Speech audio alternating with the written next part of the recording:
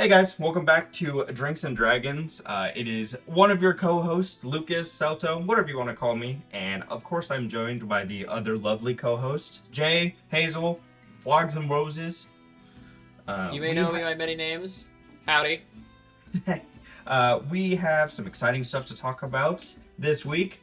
We had 2 sessions for the campaigns we've been discussing. We have possibly some other campaigns popping up that we'd love to talk about, and they always get mentioned. Also, maybe a couple homebrew things that we would love to share with you guys because, well, we homebrew it for campaigns, never really put it out there, and might as well share it to you guys. So, first, of course.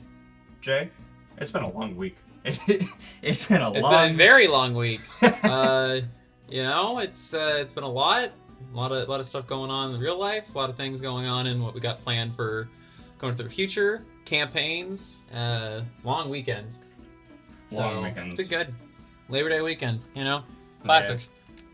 I'm just glad we have D&D as an escape because this weekend's been rough, or this week has been rough.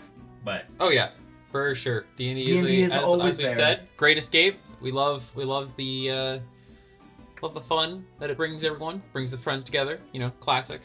That's always what it's been for, really, is just for hanging out with friends, as you mentioned a couple of episodes before. The great beyond of D&D. But and, of course, we are drinking on Drinks and Dragons. I've got my classic, last episode, we talked about, a bit of, Saro, the cider that I'm currently drinking. I'm drinking gin and juice. One more. That's all. Gin and juice, classics. We love gin and juice. What gin? I don't know. I actually don't remember. Broker's gin. Builders. Or Builders? Brokers. Brokers gin. Yeah. And some builder broker. Close enough. Juice. I'm boring today. I'm sorry. Hey, don't apologize. Sometimes you just gotta have what you like. I'm so sorry. No. Yeah. But so, anywho. Jay, we had some sessions. Last week we had the Tuesday one. Yesterday we had mine. So let's talk about Peasants the Tuesday and princesses, and we had hooks and daggers. Peasants and princesses. We had. Well, it was mainly the focus of my character. She got to kind of talk to the spirit that was in her amulet. She's been waiting for this. For those that may not know, she is a halfling beastmaster ranger, and she is her whole beast is actually a spirit of the moon, a daughter of the sky god. So in this world is Akadi, aka Di, and his daughter is basically locked in my amulet as like a generational curse binding sort of thing. And so this session have kind of gotten to finally communicate with her and talk with her, and I'm now using the powers of my Beastmaster because we just hit level 3. It's kind of a nice, how should I put it, introduction to the subclass, a bit more interesting than just, I now have a spirit.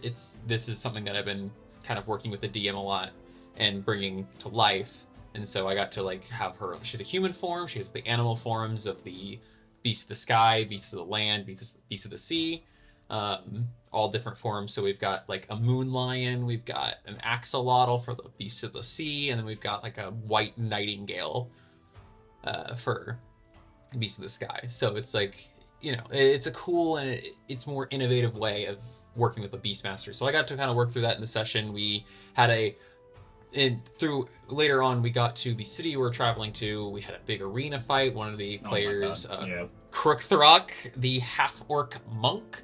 I should also mention a strunk, so a strength-based monk. Which I don't think I've ever seen, by the way, a strength-based monk. Yeah, it's one of those things is it's not really good because you think about how unarmored defense is 10 plus your wisdom modifier plus your dexterity modifier. We don't use strength in this case, but I think Krukthrak is going to be talking to the DM. I'm not sure on that one.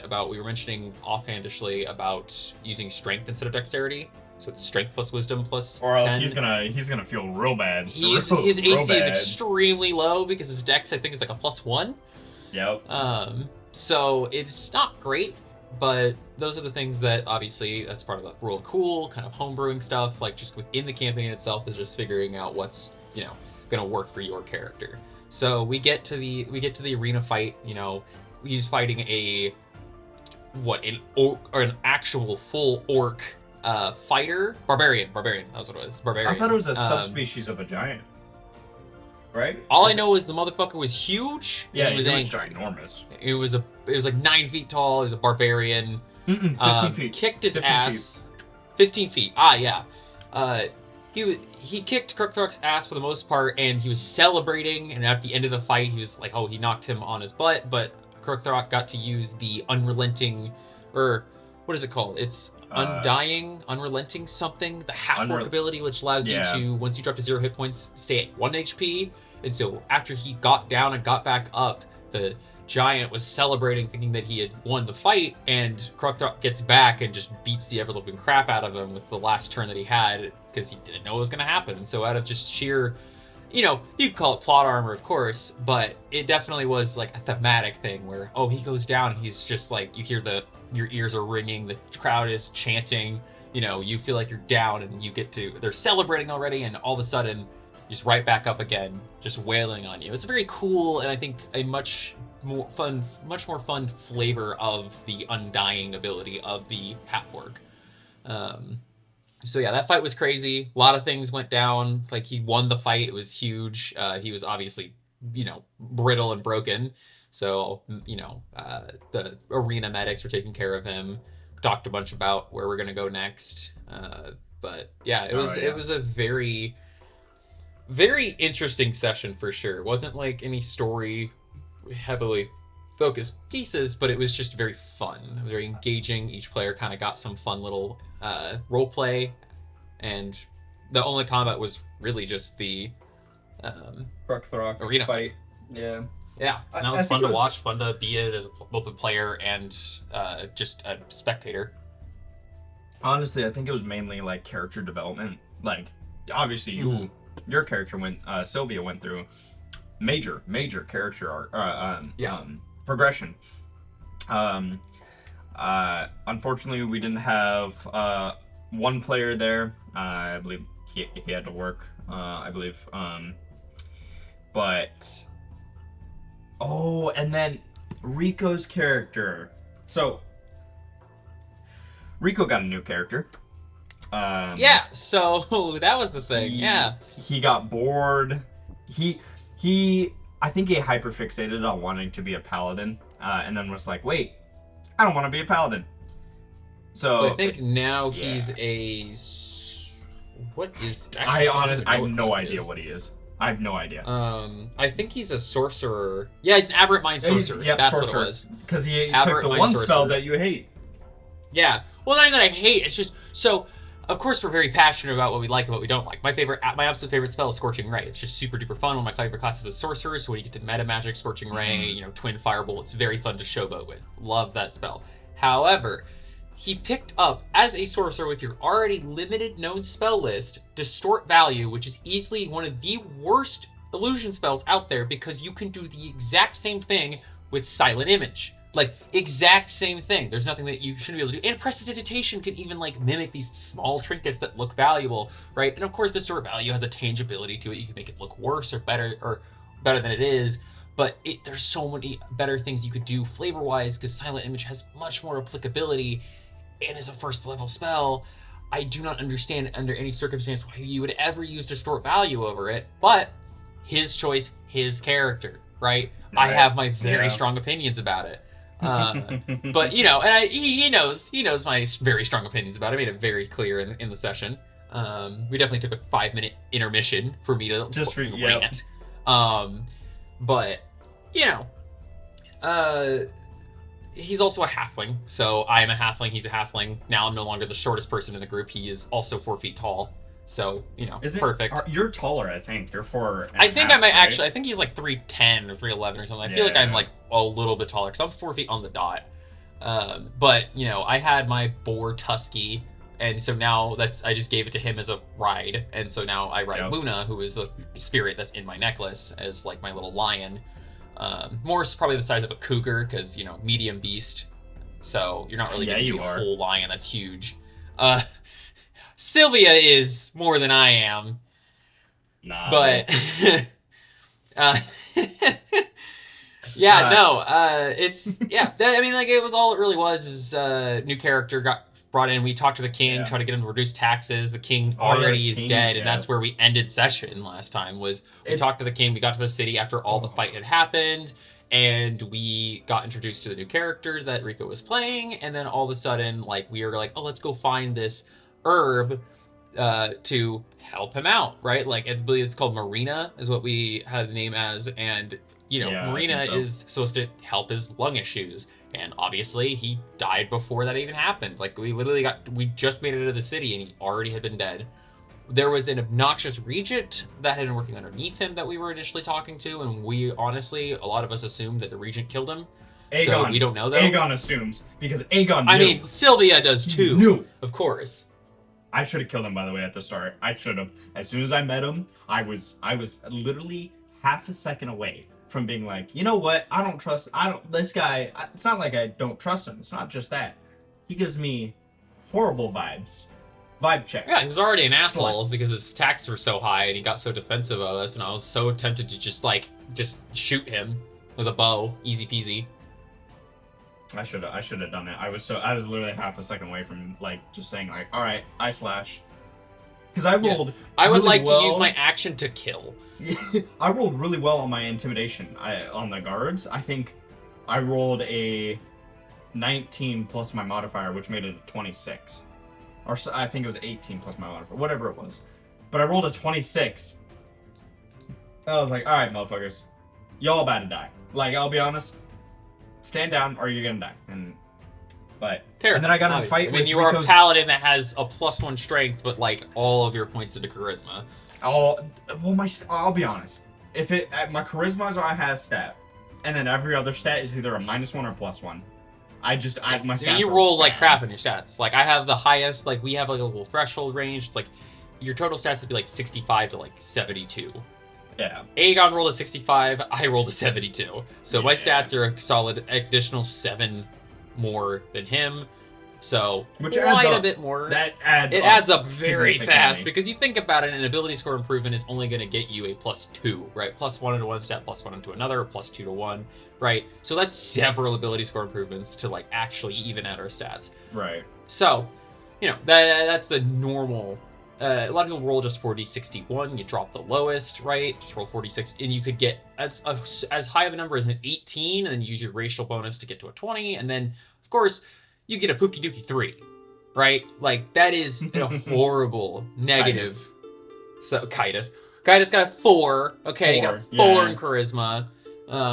So you know a -3. I rolled actually no, that was a Yeah. thing because I rolled a -2 in that campaign because I rolled a -1 on a charisma check, and I that gives me remember. -2. Oh, I remember So- that. Oh. Very fun campaign. Very stupid character. Very fun character. Very fun But- character.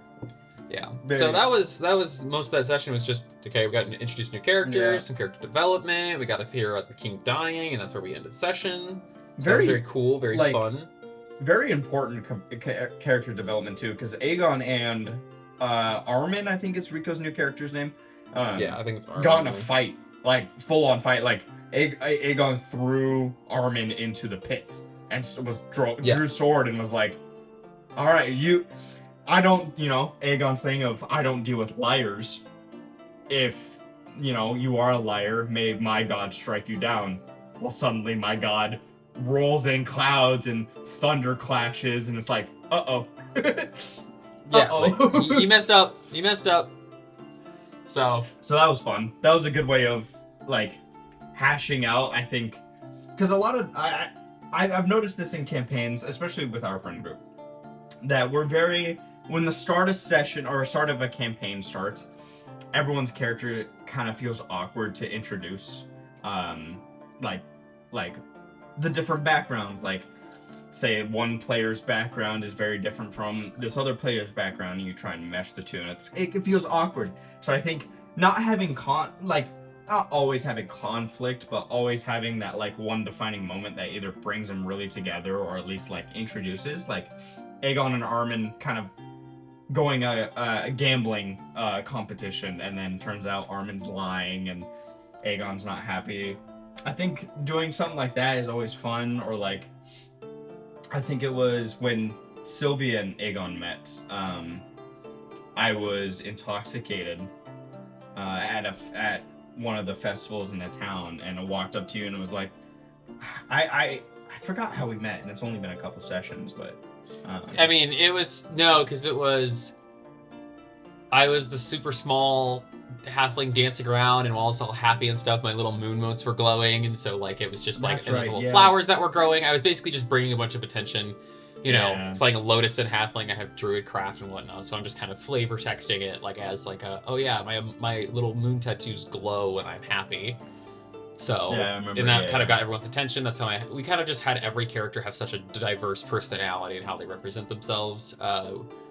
But yeah, it was a very fun introduction. We've definitely got to a point where I feel like all of our characters are kind of like meshing well with each other, finding their like pieces, and I think it's very fun. Obviously, Aegon is much taller than Sylvia. Sylvia can reach his ass, and that's about it. Like to ask guidance, which is a touch spell, I smack his ass. Yep. So it's all I can do. I can't reach. The height difference is 2.5 feet. Like, you look at that in a person and you go, all right, someone who's 6'5", and then someone who is, or no, it's 2 feet, not 2.5. But it's 2 feet, 6'5", and then 4'5". No, it's 2.5. Because about to be 2.5 because I'm 4 feet tall. Yeah. Or if you are I'm 4 4 feet. foot. Oh, yeah. 4 foot, So and then we have 2.5. 6'5". And like, you look at that in a real person, it's like, oh my god, that is such a ginormous height difference. Like, so. Yeah. But I'm starting to really, I know you are for sure with Sylvia because you really get into your characters, but I'm starting to really get into Aegon. Like, I've told everyone that we play with, like, I listened to the Leonidas 300 speech right before session just to get into that Aegon. Like, I'm ready to go to fucking war with 2 people, with 20 people, 200. Like, I'm ready. Yeah, no. It's fun. And Sylvia's character is just a sweet Southern belle, right? Like that's sweet summer flower. Sweet summer flower. Well, summer child. You don't want to talk about I wonder what happens going on if Sylvia and Kaitis met. Sylvia and Kaitis would have a lot to talk about. I mean, well, their intelligence. Kaitis has higher intelligence than Sylvia does. That's really that type sad. of thing. Yeah, Sylvia has a 6 intelligence. Like she knows nothing. She has a great wisdom because she knows what she knows, and she knows how to apply the knowledge she has, which is very limited in the sense of like nature. But she's not very seasoned in what's going on around her. I mean, she is relatively, let's say, ignorant to the world, right? She's traveled a lot. She knows a lot of languages, but I mean, she barely knows how to read and write. She just knows how to speak it because she's really good at mimicking speech. So she picks that up at least. She has that kind of, wisdom is being able to learn through the immersion of everything. So, that high wisdom kind of benefits her in a lot of ways. But and then we had Armin, then obviously Rico's new character, but we didn't talk about Malachi dying. So Malachi ended up Rico's old character for reference. His character ended up getting swallowed by his magical book, and Aegon tried to open it. Or everyone tried to open it, but Aegon was the only one that rolled really well. So Aegon was able to open it, but Aegon ended up like opening it too well and ended up ripping the book, and the pages flew up and burned. Aegon had a mental breakdown and was like, I lost another one. Why? Just no.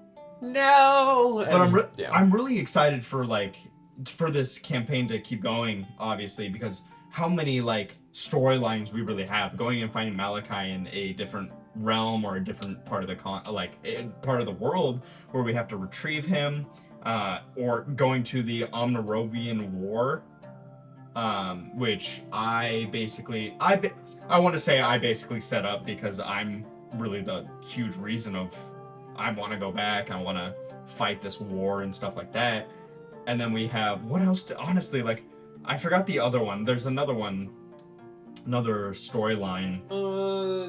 Something about Kirkrock then just wants to fight. Sylvia needs to find like a way to break the curse that Luna has been bound to. Like she always, it's a family heirloom, traveling through. It gets given to the next descendant, so on and so forth. So she's trying to break that curse. And then Dekrana, I don't know anything about yet. She was gone last session anyway. Yeah. But Armin, I don't even know. Armin's just an Armin just got sorcerer. introduced, yeah. So we'll see. He's a stoner character as well, from what I know. Yeah. So that'll be fun. Little funsies. Oh, Kruk wants to fight in the Omnirovian War just for glory and stuff. So I know that's Kruk's main thing now too, because Aegon promised glory and Magold. So, but enough of that session, or enough of that campaign. Yesterday's campaign, my campaign. What happened? Yes. Okay, what happened? Basically what happened, we spent an hour and a half playing Tavern Simulator. Started off with us, literally talking about, we started talking about this, what I was going to go do in the dock, right? The dock seemed to be, there's a bunch of people traveling around, there's a note left there, whatnot. I brought the note over, and then I started handing out gold coins to some of the homeless people and bringing them to the tavern to, help pay for it, right? Obviously, I used to be a noble. I feel bad for the poor people because a lot of it has been caused by the nobility. So I thought it was more of a good thing of what I was doing, and I brought them to the tavern, and so once I brought them to the tavern, it was...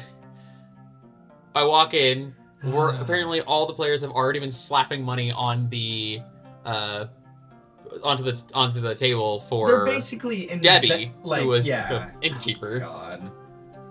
As a DM, it was so nice to see you guys roleplay and really mesh together as characters. But oh my God, we spent an hour and a half not progressing anything, and I was like, I love this. I hate this. Right, as a DM, you're like, oh my God, my players are role-playing, but also this DM, you're like, I have a story to get to. Now I have to create a new storyline for Debbie, who is literally, by the way, a gnome tavern master, or tavern owner, of this tavern that is very, very rundown. Stuff is falling off, there's holes everywhere. It was, rough. Also, the reason your character found the note is because we did have a player drop out for IRO reasons, and it sucks because I was talking to you earlier about this, but half of my story, early game story, was really not tied around this player, but it was a snowball that was made to create an avalanche, right? Well, now I don't have that snowball. So I'm scrambling around, how do I make this early game story? I don't understand. So if you guys have any ideas, to be honest, put them in the comments, because I would love any inspiration. I have a couple ideas that I've kind of thrown out there, but yeah.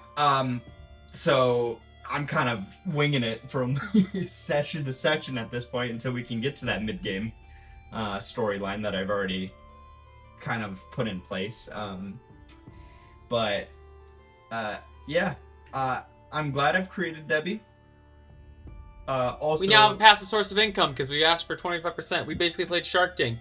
We gave her over 1,000 gold for 25% of all the profits. Told her to start charging people more, starting to get everything set up. I even performed a show in the middle of the town.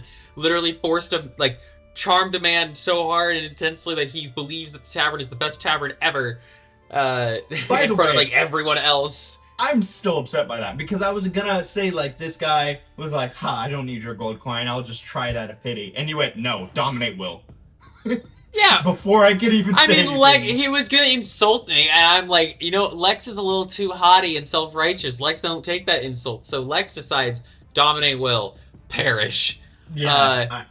But not even perish, just more so the mind reading, or mind breaking, even, and convincing him that's the best thing ever. I don't want him to try it out of pity and then think he's wrong. I want him to fully believe it's right and listen to my gospel. Yeah. So I was just definitely stunned, the way the character plays. Yeah, you're oh, okay, well, he was gonna do it. He didn't have to give the gold, and I'm no, he's gonna do it.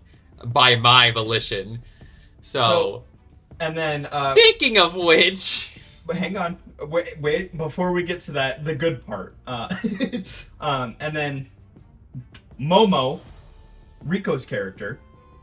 We're calling him Momo because his character's first name is Lucas. My first name's Lucas. My IRL name. Do you know how this confusing on that purpose. is? Do you know how confusing that is as a DM to hear? Well, yeah, Lucas is gonna go ahead and go to the tavern. I'm like, what? Well, I'm doing what? Wait, oh, not me. Got it. So we all collectively named him Momo. Is his nickname. But he released. He's always in monkey form, so we just said monkey. Momo. Done. He released a bunch of animals. For some reason, I really don't even know the motive, to be honest. But he released a bunch of animals into the town, and rode a pig. I honestly, Rico's characters always confuse me of not how they're doing stuff, but why. What's the motive? Like, why are you releasing 45 animals into the streets? Why? Yeah, there's tons of pigs and random whatnot, because why not? Fair. And then Chalk went and found Umberly, accidentally, the goddess of the sea in D&D Gods. Umberly. Forgotten Realms, baby. Yep. Accidentally found Umberly and was like, hey, what is this locket mold for? Oh, that's the locket of the other half of Davy Jones, because they were in love and blah, blah, blah. And Chalk goes, uh-oh, okay. And yeah, a big storm comes in and everyone has to rush to the boat because the storm is pretty rough. What else am I forgetting? Other than when we get to the island. Is that it? Oh, Chalk ends up dragging your character to see Umberly, and then the building isn't there magically.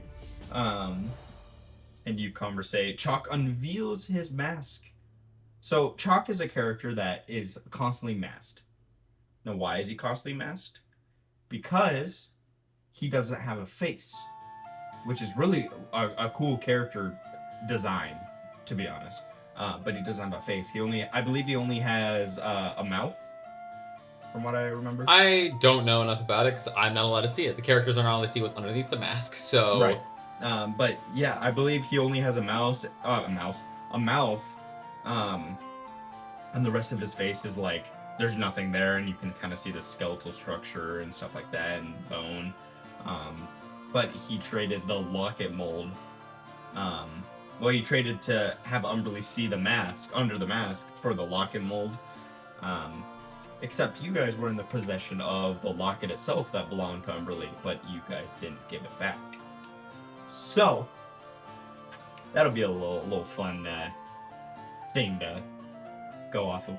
But you guys ended up sailing through the storm, but you guys had to stop at an island because of how bad the storm was. It started creating little whirlpools. If you guys tried to go through them, it would be catastrophe. Catastrophic. Thank you. English is not my first language, so thank you. Wait a minute, hold on. It's gibberish. I know gibberish the best. Okay, yeah, for sure. So you guys stopped on an island. Well, this island had a crashed ship, the Santa Cruz, which was Momo's ship that Momo was a captain of. So Momo got really sad, started trying to look through stuff, and you guys started to scavenge. Well, then suddenly some singing started happening, and there were sirens that were circling the ship and trying to drag you guys in. Had you guys roll some whiz saves. A certain character revealed that they were calling out for their brother, but it was just the siren singing to her. So that's a cool little plot that you guys now get to pry into. It'd be so fun. Also, I think you did such a phenomenal, a cool thing on doing the thundering boom, or the whatever you did. The booming I used booming blade on the metal on the broken ship that we were investigating to make my ears ring so I could no longer hear the sirens. Yep. Making yourself deaf in order to not be entranced is such an interesting way to roleplay that I was like, wow, all right, you know what? Fair. That works. Yeah. Sounds sick. Let's do it. And then what else happened, Jay? What else happened? So Lex is dead, for those listening. We talked about him before. My sea elf Gravewalker Battle Mage, homebrewed class and subclass, obviously. So to give a little bit of backstory, he had kind of washed onto shore, barely alive, kind of got brought back from the dead, more or less, from God of War, Tempest. It's kind of like why I have a flaming arm and like fire powers, more or less. That's where I get my magic from. And so I called upon him to give me the strength to save the ship, i.e. to kill the sirens. Now, of course, the strength kind of comes with the idea that it's self-sacrificial. So, Lex burned himself so hot, white hot, that the water around as he swam through boiled into steam, and then he detonated himself so far underneath the water, created a massive geyser, and all of my items and everything just flew out of the water. There was no body left. It was just the armor, the sword, the locket, and anything else I had on me. Yep. So it was intense, to say the least. Session and 4? You already killed 5. yourself? Be 5. Yep. So yeah, I definitely have some backup ideas. We're gonna bring that in potentially, but it was a pretty solid send off. Everyone was just shocked and sad, and sad and emotional. Sad. But it was pretty cool. It's pretty cool. I liked it. Yeah, I'm sure your fellow companions also loved it. Like, Puddle falling off the deep end now. By the way, you sent Puddle down I sent a 12-year-old child into, trauma. Not only that, but Ezra, the one that was calling out for brother, now went and started sobbing because remembering brother and stuff like that, thought you're sobbing. Came back, realized you sacrificed yourself, and then went back to sobbing. Lex has never really looked at any of the people around him as anything more than an asset. But also, Lex has a lot internally that he felt he's done a lot of wrong, right? He feels he deserves some sort of good send-off, feels like he needs to repent for what he has done. Hence the igniting himself, as he saw it was the only way to save himself and potentially save the crew. Now, of course, the explosion and all the sirens and whatnot, we don't know what's going to happen to the ship, but at least the crew's entrancement may have been saved. So... Oh, don't worry, I know. I know you know, but internally I don't, and we don't know how we're going to introduce the next character or what's going to happen. At least I don't, but... Obviously, I don't know if I've mentioned this before, but I have tied this campaign into the previous campaign. So there's going to be a lot of returning characters. A lot of major figureheads that make an appearance, I believe, next session. So that'll be interesting to introduce. I don't want to say too much because I don't want to spoil anything. But and a lot of our players also watch this. So hi, other players. Hello. All right, but let's move on. I'm glad we recapped that because it was genuinely a very fun 2 weeks of D&D. Very fun too. For sure. It's also I've kind of put this self-label on myself as a forever DM. So being able to actually play as a character, Aegon, is so nice. Oh my god, it is phenomenally nice to finally play because, I get to not copy ideas, but I really get to incorporate certain ideas and mix them and put my own twist on them. So, I can't wait. There's a lot of archetypes to play, but you can always play the archetype very differently. So Kind of like how I can be a player in the upcoming campaign that we keep mentioning. The Oh, Unrelenting Fog, which I have made a character. I have. yeah, I have a character concept. I've definitely not made the character quite yet, but it is more of a concept. But go ahead, Lucas. Tell us the character idea. So, in the Unrelenting Fog, we have been told that the setting is a kind of steampunk sense, which I very much I think it was enjoy. actually cyberpunk, wasn't it? Oh, I thought it was steampunk. I think it's cyberpunk. Oh, But no. also I think it includes fantasy. So I know my character's gonna be steampunk. Like that was already the idea. I'm gonna look because now I am self-conscious. Bro, World. you gotta understand though, like you could fit It into is someone cyberpunk. that just Well, actually, wait, this still fits. No, don't worry. This yeah, still it fits. still fits. My character is going to be like steampunk, but like somewhat integrated into a more like, you know, post-apocalyptic cyberpunk kind of sense. I just still like the aesthetic of steampunk. No one's gonna take that away from me. Fair. But here's what I'm doing. And I may also, not min-max, but I will definitely make the fullest of this character. But I am going to make a assassin rogue. Okay. That is very much, if you know Pike from League of Legends, is going to have that kind of concept where I'm going to be more of like lurking in the waters. And as soon as like, say for instance, someone comes to a dock and starts, like one of my targets comes to the docks and I'm lurking in the water and I throw a chain sword that I throw up, stab them and pull them down. I'm very much a basically contract for hire esque. However, So are you playing a sea elf? I haven't decided on a race, to be honest. You got Tritons, you got CLs, you got Lokatha, Yeah. you got Grung. What'd you call me? Grom? Grung? Grung? That sounds like Ribbit? an alcoholic, like medieval drink. Ribbit? Ribbit? Are you a frog? Ribbit? Oh. Yeah, but like there's a lot of options for that. I mean, I'm playing a sea elf, obviously, and I do it because when I get a free swim speed and I can breathe underwater, which is pretty huge. And if you're playing like True. a sea goer, that you probably want someone that can. But I'm excited Like because water ganassi or something like that matter as well. I normally don't play these like edgy characters. Like for instance, I play Aegon, who is very a proud, like upfront, outgoing, like former officer in a giant empire, right?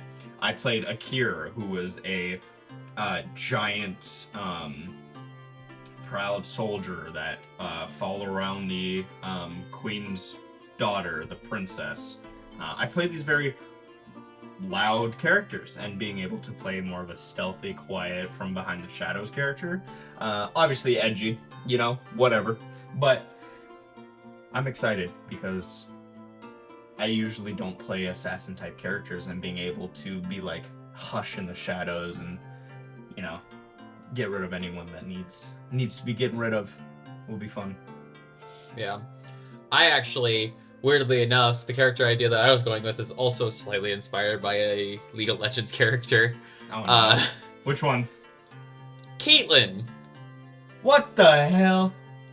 So I would be wanting to play some sort of sniper detective sort of situation, probably an artificer rogue, going more into like the inquisitive or mastermind You want rogue. to do a tandem character? I mean, we definitely could. I also think there'd be a cool concept of me being your patrol officer. Well, I was gonna Or do a thing parole. I was gonna do a thing of like, say,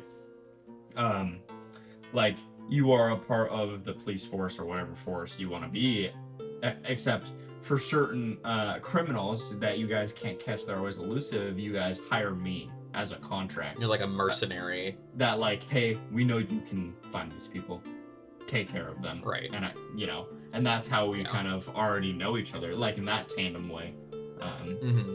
And like, oh, this won't be a crime and your crimes will be forgiven if you keep doing these contracts. And it's like, well, obviously I don't want to be arrested and thrown in jail, so sure, why not? And plus it's money. So We could do something like Exactly. that, honestly. Yeah, no, if there's you definitely wanted. there's a lot of options. I think that'd be actually really cool to do something tandem wise. I always love tandem characters though because it really includes those characters, but it does make those if a character dies or gets separated, it's very difficult for like The other like you when you character's work sobbing. together in the party. Our character's broken and Yeah. can't function anymore. Like I carry on a cure. Oh my god, I wish that campaign went longer. That was such a good. I loved that those characters. I mean, I played like a strength-based Drake Warden Ranger spear and Which shield no longer is a combo where thing. we had R.I.P. But Akir was a ancestral guardian Goliath barbarian. Yep. So very intense type of character, very big, bulky, was kind of my battle brother in a lot of ways. Kind of swore himself to me, and if I were to die, he would, well, die too, because he was a revenant. But if I die and you don't die, I keep coming back. Oh my god, Yep. that was such a cool character, man. Extremely cool. If we could bring obviously a similar concept back, of course. I was gonna say, if we keep talking about it, I'm gonna get heated. I swear. I'm gonna get heated, bro. I'm gonna get heated. But no, I'm excited for Unrelenting Fog because honestly, by the way, we talked about it in the Discord server that was made for it, and it is starting sooner than we thought. So hopefully within the next 3 weeks, I believe now, because we said month last week. I wanted a month just because I've got class. I got class coming up. I started class this week. I've been kind of working on a lot of the homework, and I know it's going to be a lot for me. So I'm just trying to get into the swing of things, as well as working, as well as running this podcast, as well as being in a lot of campaigns. So we're just kind of figuring out. Yeah, really into the thick of it. So I'm just trying to manage everything that I've been doing, and but we'll get that campaign started up soon. It'll probably be up. The next couple episodes, we'll start talking about it, and it'll be good. It'll be really fun. Ready. Oh, I'm so ready. I love. Again, I pose myself as a forever DM because that's basically I like telling a story. Honestly, I should start writing books, but you know what? Whatever. But being able to play, so I get a different perspective of what players feel like or what they should feel like or whatever during. Oh, dude, I'm ready. I also think. Because I'm gonna toot your horn here. You really have, since the first time I joined D&D, not even D&D, we played 7C. This is the first campaign. You make me get out of my shell, or made me get out of my shell, to now to the point where, if it was just you and me in a campaign as players, we could run a whole year campaign, just two of us. As players and one DM, because there would be that much you know what I mean? Mm-hmm. But it's very fun to have both of us be players because we role play so heavily together, and then with other people, and then we just it's very fun, and I appreciate you for getting me into D&D because I used to think it was stupid, but now I'm a nerd. And we embrace that here. Not really. Still get made fun of. Oh yeah, but within the friend group at least, in a bubble, we embrace it. We're in a bubble. In a bubble. In a bubble. Well, moving on from campaigns, I'm glad we were talking about those because it's really what we're about. We wanted to now kind of ask you guys. We had an idea about some stuff, not just being solely a podcasting group, podcasting channel, whatever you want to call it. We thought about also possibly gaming on this channel, playing a two-man Baldur's Gate or two-run Baldur's Gate, or other games if you want to have a C, other TTRPG games like Divinity Original Sin 2 that we never finished. Or hey. No. But other games like that, I've played through Baldur's Gate once, the whole front to back cover. Phenomenal game. It really was. I understand why it won Game of the Year. And you've played it. Have you played it through? Yeah, I played it through once with Levi. I played my strength ranger fighter combo, heavy armor tank, dual wielder feat. Had 2 legendary weapons. and just was a turbo tank. Turbo tank hit really hard, radiant. I mean, that comes for the quote. It was we were fighting. So for those that haven't played it, I'm not going to spoil too much, but it was an Act 3 fight. We were at the top. I'm sorry, if you haven't played it through by now, you deserve to be spoiled. No offense. All right, so skip ahead, like don't skip 5-10 minutes. If you like 5-10 minutes, if you don't want to hear this, but in the fight with 3, 2, 1, Leroican in Sorcerer Sundries, we had Levi and I had been fighting him, and so because I had the Blood of Lathander and I had the Selûne Spear at Night, I ended up having both Moonbeam and Sunbeam, and for some reason, during one of the fights, we were about to finish up the fight, and I had Sunbeam left over, so I was talking, I don't remember the exact what brought it up, but I just said, anyway, here's Wonderwall, and then Sunbeam, and just did maximum damage, just eviscerated one of the elementals and one of the other minions. So that has come up a couple times where I just say, anyway, here's Wonderwall as I cast some sort of powerful line ability spell in just about any of the campaigns, just for funsies. So, yeah, that run was really good. I romanced and married Will. Everyone has their opinions about Will. That's I did Shadowheart. And I love him to death. Oh my god. You did Shart. We love Shart. Oh. Stan Shart in this household. She's so hot. She's so hot. Hunter, and then Levi romanced as his non-binary monk with the open hand, romanced Gale. And yeah, I'm not a big fan of Gale.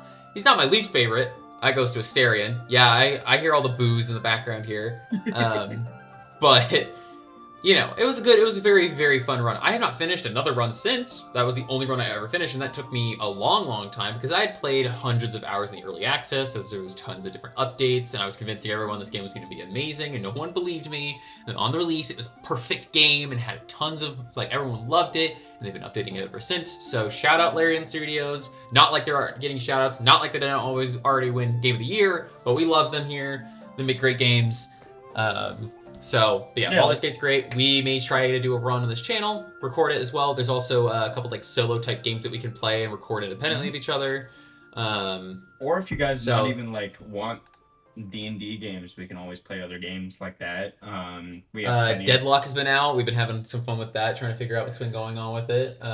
Just any other games, to be honest. Like I know you're not a huge fan of strategy games for the most part, but Crusader Kings 3, such a very, very fun game. I know you're not a fan of, but or we could do scary games like Lethal Company's not scary, but Lethal Company's haha funny, scary, and then you have like Phasmophobia, good ghost hunting stuff. So we're looking to give some variety to just the podcast concept, but definitely want to like reach out to some of the people that maybe don't have the time to sit down for an hour and want to maybe watch like a quick video from us and want to just keep, or seeing some variety going on. Watch Baldur's Gate, right? So we want to get those kind of episodes out, looking for, variety of time spans for how long these are going to be. Super cuts where we take the whole different runs and all we recorded for it and try to like put them into big long sessions for those that just want to kind of binge. But yeah, we are looking to kind of expand on what we're doing now. Obviously the podcast won't go away, but we're going to try to record some other things as well and try to put those up. Absolutely. As long as time permits, of course. Nope, we'll make time. Oh yeah, of course. But another thing about the podcast though, we do want to try to also expand the platforms that we're using. So for those that aren't, don't have YouTube Premium and can't watch the video in the background or something, or need those type of, want to be able to just listen from what the subscription services or other things that they use, we do want to try to put those podcasts onto Spotify, potentially some other places. Mainly Spotify. Mainly Spotify, probably. And just kind of let people to kind of listen to it whenever. They don't have to keep the YouTube video open because we all know that YouTube uses a ton of battery life if you're using on your iPhone. Battery, yeah. Or any phone for that matter. So if you guys want it on Spotify, or you guys want SoundCloud, even if y'all are into that, absolutely not. I will never go to SoundCloud. We're disrespectful, we respect our podcast. But if you guys want it on Spotify and you want to see Baldur's Gate or other games or whatever, leave a like. so we know what you guys want, or leave a comment. Leave a like, comment, subscribe, hit that bell notification. Oh you know, my the God. classic stuff. Do you know how fast I click off a YouTube video when they like? Oh yeah, no, like that's an extremely Like- fast. Just like I would love to support you. Don't need to hash it out, right? So of course, for those that are watching or listening, we really do appreciate your support. Seriously, we love being able to interact with you guys where we can. Except But for you, Rico. Yeah, Rico specifically. Fuck you. I know when this comes He's out, gonna watch too. this and be like, "What the fuck? Yeah, he is. I know. He Why is. me?" I know. Nah, but yeah. So thank you all for we do appreciate continued support. We have a couple of things obviously to bring up and talk about. We're another thing with these podcasts. We're gonna try to maybe bring in some new guests, some new insights, people that are gonna talk with us as well. Maybe Rico will come in and talk with us, and that would be cool. Yeah, then you guys can understand why we say these things. Why we make fun of him constantly. He deserves it. I'm gonna be honest. He really does. No, yeah, I'm for sorry. No, but PS, we love you, Rico. We promise. We love you, Rico. But yeah, we could bring in people like Ron for sure, the one that's gonna DM Unrelenting Fog. We just keep talking about it, and we would love to have him come on and be like, yeah, talk about it a little bit. Obviously, not spoil it, but talk about it. I would love also to bring in, not just our friend group, but eventually, when we're able to bring in a couple Twitter mutuals of especially other content creators and stuff like that would be very fun. But Jay, why is the title of this podcast called Exciting New Content? Not also we've talked about here about potentially upcoming changes, but we're also we've made, at least personally, I have made a lot of homebrew that's never seen the light of day. So we do have a for those, this is a bit more promotional, but we do have a Ko-fi, whatever one it says, where we'll be posting a lot of the homebrew coming up. The Battle Mage we're doing a couple more edits here and there just to see if it's good, but that is a brand new class, extremely innovative, has over 7 subclasses. I think I made the 8th subclass. Not even done yet, honestly. I probably would make more. So comment, once that comes up, you can leave some comments, see what you like about it, what you don't like about it, what you might want changed. Totally open to that, but that is what I've been using, at least in the campaign that Lucas here is running. Yep. And the next campaign will also probably include a multi-class of Battle Mage and probably. I will not doubt it that you will use it. Don't worry. It's a very, by the way, I've read through it, not the updated version, not yet, but actually I have it pulled up on my other screen right now, but it is a very fun subclass. It is very, like you said, is innovative. It is not like other classes when it had, it has spell slots and this and that. There's spell points, and it's very, very, obviously we'll leave a link in description of the Ko-fi, whatever it's called. But we'll leave a link and so you guys can look at it, support us and whatever. It should be up hopefully by the next episode. We'll have at least knock on wood. Version 1.0. It's not like I already haven't made a crap ton of edits. It's not even a rough draft. It's probably a good solid first draft for public use. But of course, there's probably going to be here and there like misspellings, incontinuous things that might need a bit more explanation. It's a of very course, I'm cool free to class. answer those questions. We're going to be working on more homebrew together as well, looking into more subclasses, classes, even another class potentially, but like other, race, like ancestries / races and spells, whatnot. I've been working on a bunch of spells recently as well. We've got a lot of things that you guys can look forward to use in your campaigns that we're going to be using in ours as well. If you guys want to support us with that, feel free. I've got some. Please. Yes. We would love to hear about what you've been using them in, what campaigns, what characters. We'd love to hear a ton about that stuff. We would love for you guys to use this, use the content we make. So, I love how leave comments down below for things that you do. It. On the Ko-fi, coffee.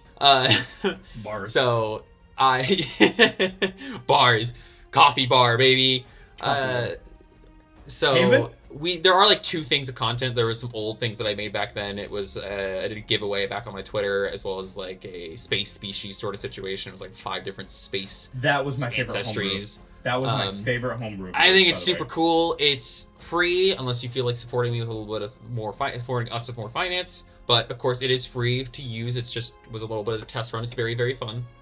Definitely want to try to actually use it soon. I've used it in one campaign that also didn't last very long, but that is one of those things where I want to try to actually engage with and give the opportunity for others to use it, where I may not have the chance to in the same way. So for those that want to, that feel like they want to play more alien type ancestry, that's an option. Also made a clockwork species as well as a platypus humanoid species. That's on the Ko-fi.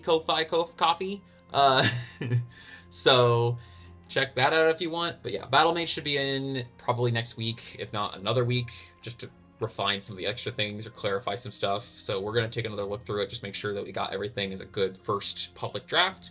And you guys can give a comment down below on the probably next episode about what you think about it. So yeah, that's all we got. We got a lot of other things coming up as well, just homebrew in general. Not sure what we're going to do. Like some of the spells might come out. I've got a bunch of other subclasses that I've worked on in the past that I might be compiling into something a bit more extravagant as a project, but that will be probably a lot later in the future. Those are some of the things we've been working on now, and yeah. Oh, don't worry, we're not ending yet. Don't worry. We're not ending, but that's the homebrew content, baby. That's the homebrew that you've been working on solely. However, I wanted to possibly see. Also, if you use any of the stuff I wanted to mention, if you use any of the stuff, our Twitter is on the screen. And if we ever use Spotify, which I don't think we will for this episode because I am stupid and I need to figure it out. But add us on Twitter and be like, hey, I'm using this in campaign or this species or this subclass. Add us. Just tell us. We would love to know. Absolutely would love to know. Or leave a comment and be like, hey, well, I'm going to use this in campaign, in my own campaign or future or whatever. But that being said, also, I've already finished my drink. I don't know if you have. Well, mine's gone. I have. Yep. All right. Well, I'm good. I was gonna say send it off, like drink it all right now, but I've got a little bit left, so yeah, I'll send it off. As a DM, I love making my own homebrew stuff. Obviously, I've talked about using preset worlds, but I love using homebrew maps, characters and stuff like that, or spells and allowing those, whatever. What I want to eventually make is we use a website, Roll20. Love the website. It's very, very good. I want at some point my own website as our own homebrew thing, like One More Multiverse before they unfortunately announced they're shutting down. Which, if you guys don't know what that is, rest in peace to OMM. If you guys don't know what that is, it is well, I guess was a phenomenal site that was 2D, but you could move your own character. You could use WASD and move your own character and walk around, interact with stuff. I want something like that. I really want something like that. Granted, that's very far in the future. As a homebrew, I guess, own website stuff. But also, Jay, I want to bring back diamond doubles. Well, it's not like it's gone away. I know that is a dice system that we made a while ago. That will, I believe, I actually have it listed on my itch, but I'll probably just move it to Ko-fi. We gotta figure out what it's called. I really actually think it's coffee. Because it's coffee? Give a cup of coffee. I think it genuinely is coffee. But cocoa. Cocoa. Cocoa. Yeah, I'll probably move it to there just for ease of access for those to use. It's a dice system. It's got a little prototype game. It's nothing special. It's not like something you could really play, but it gives you an example of how you could use the system. And it's all D8 based, very similar to those that have like read through the playtesting of Daggerheart. It does use that concept of rolling the same number twice. This, however, was out way before Daggerheart, so it does use D8s, not a D6 D12 combination. Mm-hmm. So it has a little bit of a variety. I would not mind, by the way, running. Probably not my next one because I already have my next one planned out. Well, not planned out, but I already have it. It has its own system. Mm-hmm. But for the next one after that, I would probably say another 2 years down the line because I like running yearly campaigns.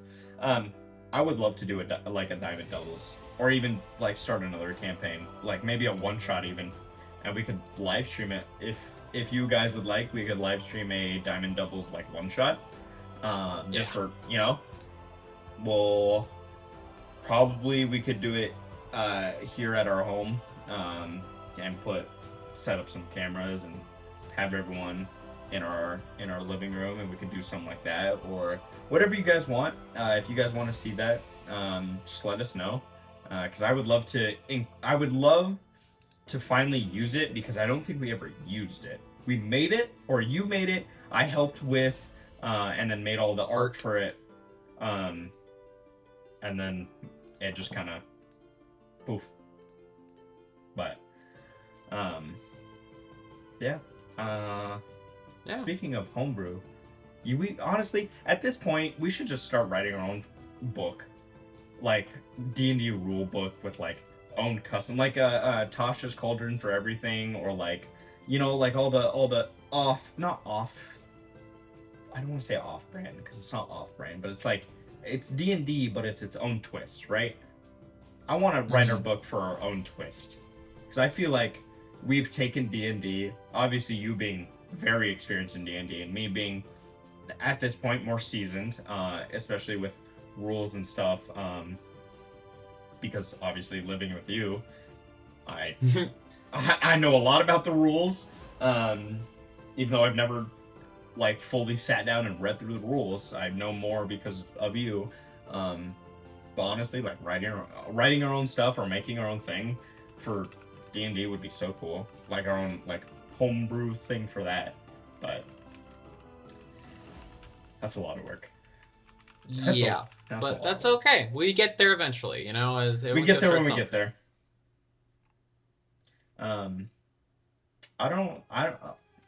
don't really have anything else to talk about. I finished my drink. We've talked about, we got everything covered.